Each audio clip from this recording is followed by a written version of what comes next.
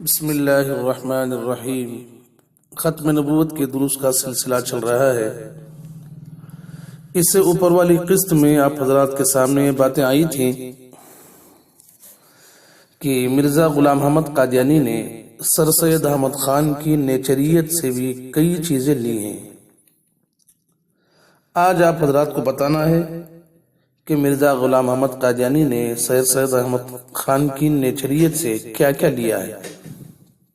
Number 1، سر سید احمد خان صاحب لکھتے ہیں، حضرت عیسیٰ بیماریوں پر دم ڈالتے تھے اور برکت دیتے تھے۔ لوگ ان کے ہاتھوں کو برکت لینے کے لیے چومتے تھے۔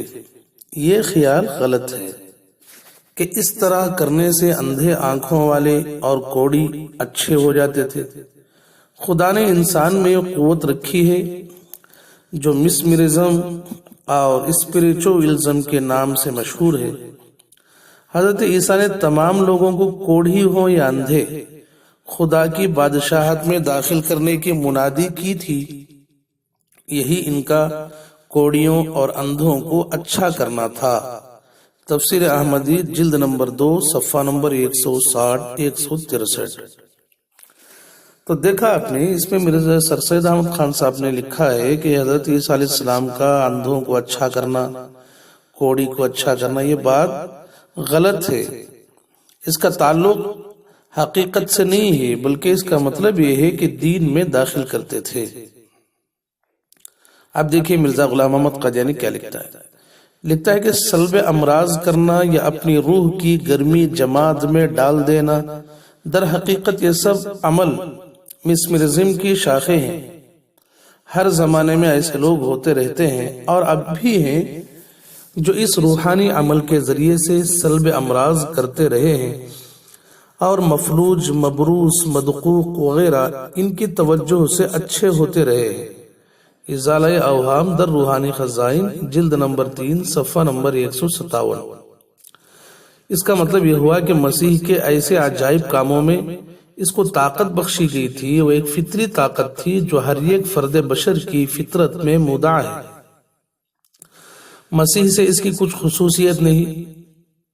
تو دیکھا آپ نے، جس طرح سر سید احمد خان نے حضرت عیسیٰ علیہ السلام کے معجزات کا انکار کیا اور اسے کوئی کمال کی چیز نہیں بتایا، بلکہ یوں بتایا کہ دین میں داخل کرنے ہی کو اچھا کرنا کہتے ہیں۔ اور یہی بات مرزا غلام احمد قادیانی نے بھی کہا، اور اس نے کہا کہ مسیح کے ایسے عجائب کاموں میں اس کو طاقت بخشی گئی تھی۔ وہ ایک فطری طاقت تھی جو ہر ایک فرد بشر کے اندر رہتی ہے، ہر ایک انسان کے اندر رہتی ہے۔ تو اس میں عیسیٰ علیہ السلام کی کوئی خصوصیت نہیں ہے، نعوذ باللہ۔ تو ہم پوچھتے ہیں اللہ تعالیٰ اتنی خصوصیت کے ساتھ حضرت عیسیٰ علیہ السلام کے معجزات کو قرآن شریف میں کیوں ذکر فرمایا؟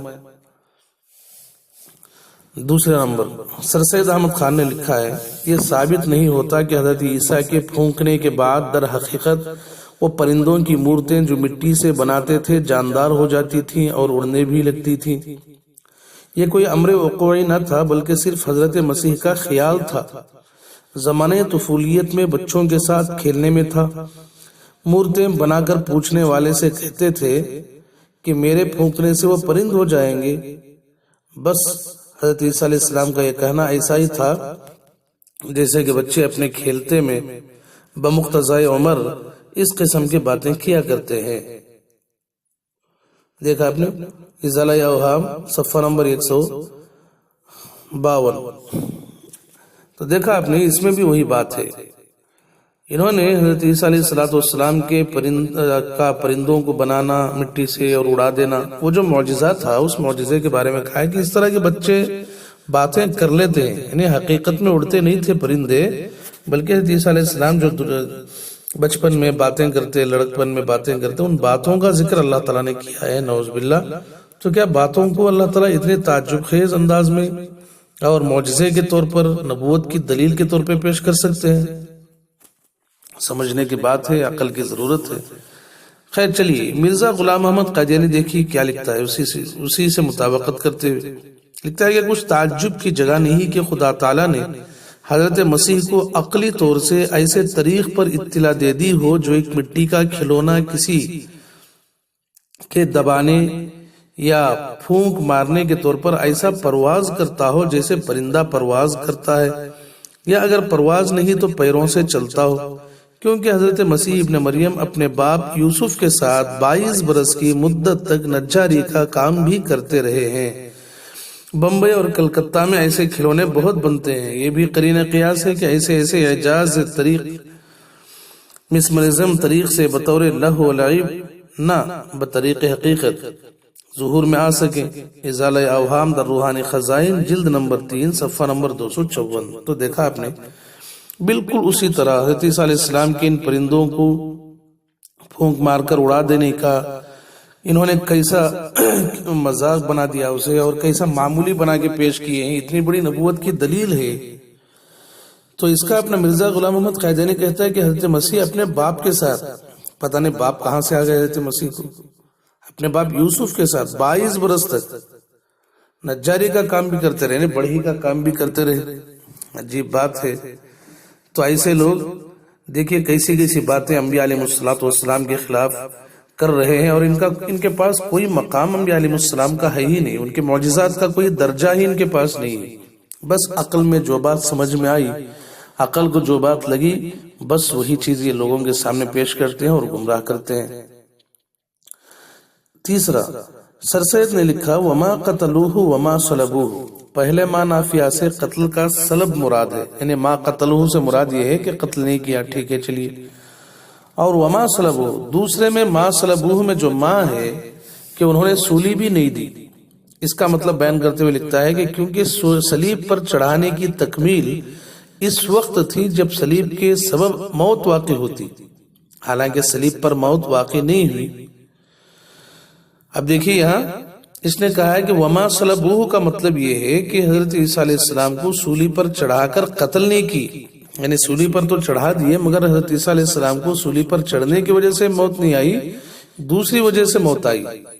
تو ما صلبوہ میں سولی پر چڑھانے کی نفی نہیں ہے، بلکہ نفی اس بات یہ ہے کہ سولی پر چڑھا کر قتل نہیں کیا انہوں نے، موت نہیں آئی ان کو، نعوذ باللہ من ذالک۔ اب دیکھیے مرزا قادیانی کیا لکھتا ہے، لکھتا ہے کہ قرآن کریم کا منشا ما صلبوہ سے یہ ہرگز نہیں کہ مسیح صلیب پر چڑھایا نہیں گیا، بلکہ منشا یہ ہے کہ صلیب پر چڑھانے کا اصل مدعا تھا قتل کرنا، اس سے خدا نے مسیح کو محفوظ رکھا۔ ازالہ اوہام در روحانی خزائن جلد نمبر 3 صفحہ نمبر 294۔ تو دیکھا آپ نے، تو اس طرح انہوں نے انبیاء علیہ السلام کا بھی مذاق اڑایا، ان کے معجزات کو بھی معمولی بنا کے لوگوں کے سامنے پیش کیا، ان کی وقعت گویا کم کر دی لوگوں کے دلوں سے۔ تو یہ ہے ہم آہنگی قادیانیت اور نیچریت میں۔ اسی طرح اور مثالیں آپ حضرات کے سامنے بعد میں اس کے بعد والی قسط میں پیش کی جائیں گی۔ اب تک کے لیے اتنا ہی۔ اللہ تعالیٰ سے دعا کیجیے کہ اللہ تعالیٰ ہر ایک کو ایسے جھوٹوں سے بھرپور حفاظت عطا فرمائے۔ وآخر دعوانا ان الحمد للہ رب العالمین۔